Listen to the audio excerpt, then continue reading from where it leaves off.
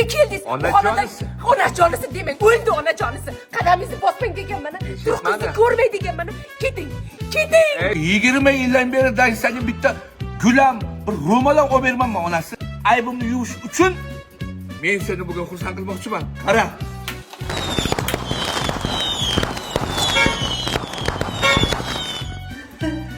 Dadasi,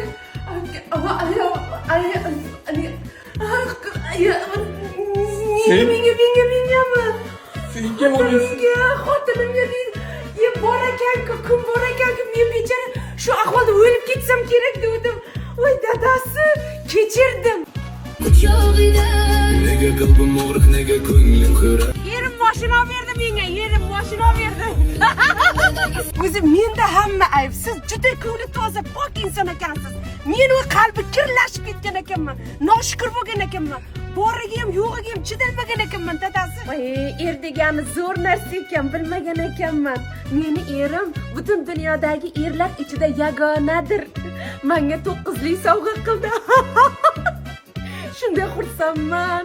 Hammaga ham shunaqa er nasib qilsin. Bo'pti, erimga qarashim kerak.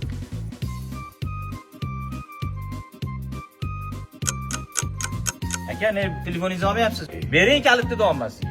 Mana. Bering kalitni. Meni mashinamni kimga berib yubordingiz? Yo'q, avtoprokatdan 2 kunga arendaga oldim-da. Shunga seni olib keldim. Endi ko'p 2 kun xursand bo'lding-ku. 2 kun xursandchiliging 20 yilga yetadi, xotin sani. Ha, nasib bo'lsa tirik bo'lsang, yana 20 yildan keyin yana 2 kunga olib beraman.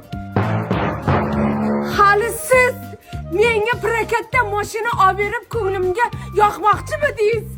Bu kunni go'r to'g'irlaydigan rost ekan. Qorangizni ko'rsatmang.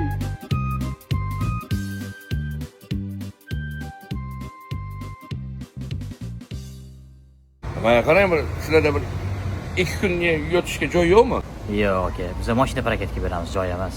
Ko'chada qoldik-ku. You don't know.